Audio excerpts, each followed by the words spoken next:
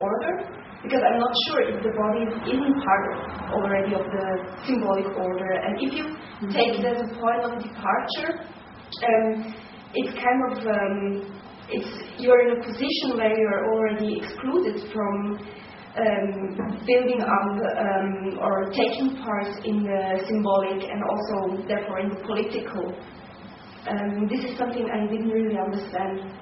I think that by definition the body is not part of the symbolic order. The symbolic order, now we're talking in Lacanian terms, right? This is his terminology. The symbolic order is a purely linguistic order. And actually, if we are discussing in terms of this theoretical legacy, I think that the body is relegated to the realm of the real, according to Lacan. So I do not think that I could have even taken it as a point of departure in the discussion that the body participates in the symbolic order. But I do think, this is why what I just said, that it has linguistic and political relevance. And actually it is what I'm arguing here. Actually in the book that Salcha mentioned, it is something we should correlate with in order to establish certain political language and certain political claims. So actually, I agree with you. The body is important for the symbolic order and for the political.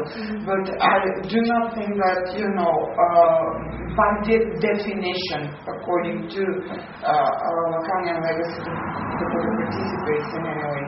What I had in mind was maybe like a thought of Judith Butler. She's elaborating in Bodies That Matter. That's the imaginary.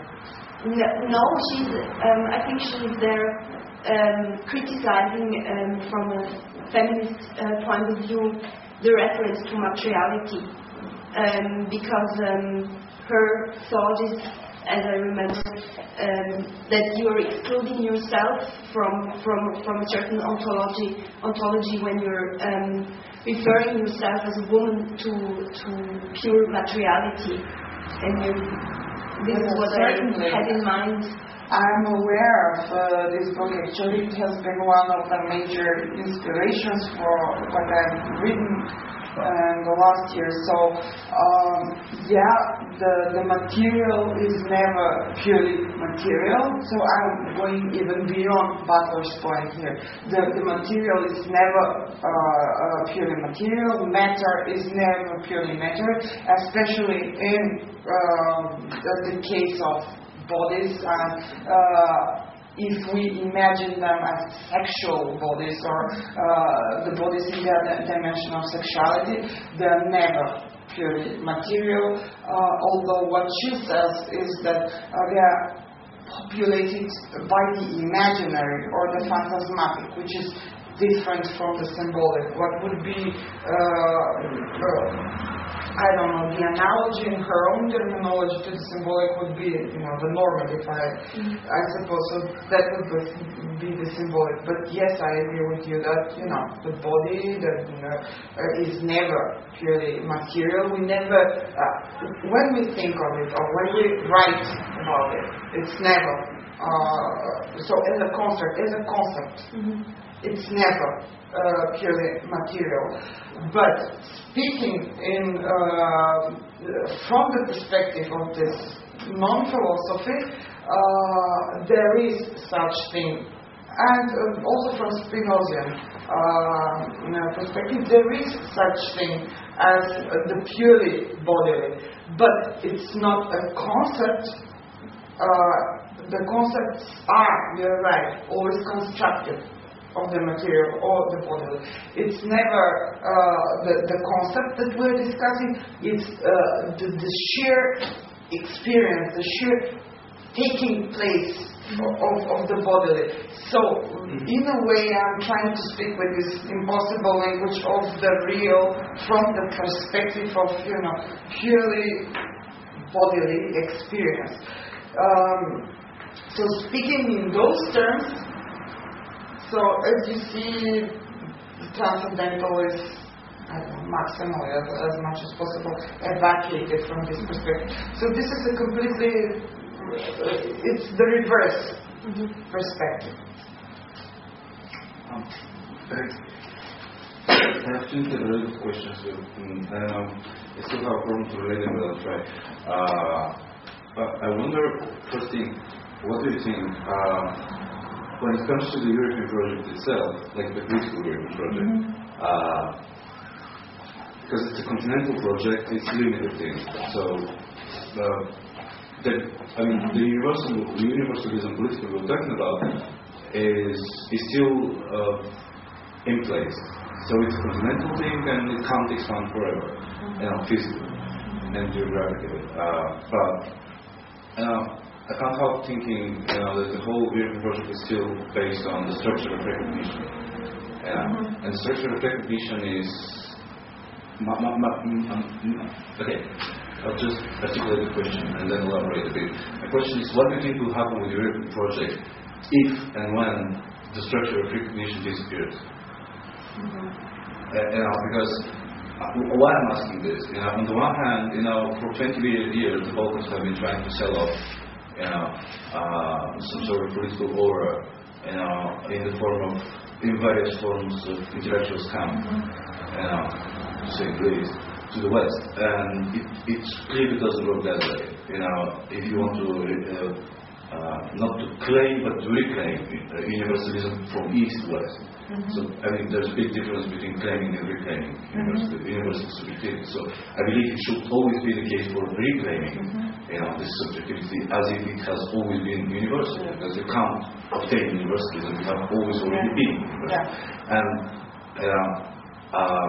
But being in a position to sell off your Balkanism, modernism, etc., in order to be universal is a contradiction in terms, because then you can't say, I reclaim my universality.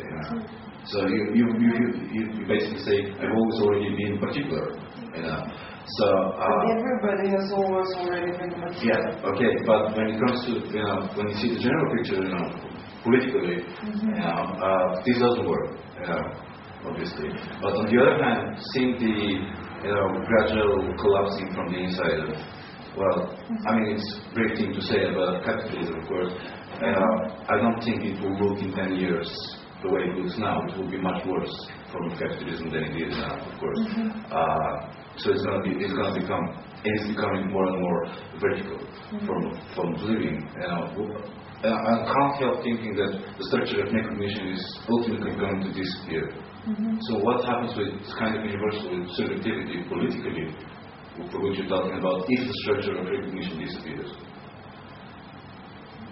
I do not think it's possible for the structure of recognition to disappear. As a formal category, I don't know which recognition you have in mind. I'm talking about clearly for the procedure where you want to be recognized as part of civilization programs. Like this tension, we discussed it last night in a small group between Balkan and civilization. Sort of Balkans is somehow never a part of official discourse of civilization, for example. In that sense, recognition is always implied in the European integration program. In European integration programs, but if that project, is someday ultimately wrapped up, and let's say the whole of Europe is the European Union, just imagine it. If that project is saturated, what's the play of recognition then? But you're talking about recognition in general, the way recognition has been structured hegemonically so far, because the standard post-structuralist critic of Hegel, and the critic on Hegel about this concept of recognition. So I'm afraid that it might seem to me let me just consult the English version. Kako беше англијанската е ка свободата и бебето во парламент, како беше. Don't throw out the baby out the water. Yeah. So does it mean that we have to throw out the concept of recognition in general because of the way it has been structured so far? I didn't say we have to. I'm just asking. What? No. But it's What if? But But why? it's really the European Union about recognition, right? I mean, I'm sorry, That's but not I the just, question. yeah, I mean, he's really the concept and the definition of European Union, because I'm not a philosopher and I don't I am more in realistic terms and, sort of maybe I bring the discussion a little bit more to ground level, but is it really European Union all about recognition of countries? Because I would completely disagree with it. No. I think that European Union, the concept of European Union was more financial, and it has always been more financial. And especially if we sort of like look at European Union in the concept of globalization and tendencies of globalization, it's definitely not even come to start to, taking part in recognition, because it's not hold back for a minute. What I'm saying, I'm bringing in recognition, and I still haven't heard from you though. I'm bringing in recognition only because it's involved anytime you want to declare universal utility in the process of political integration with the EU. So it is involved.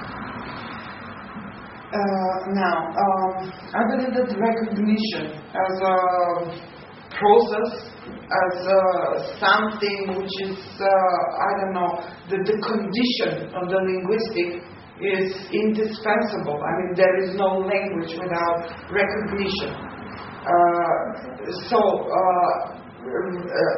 Recognizing the other as collocator of any sort, identifying the other, assigning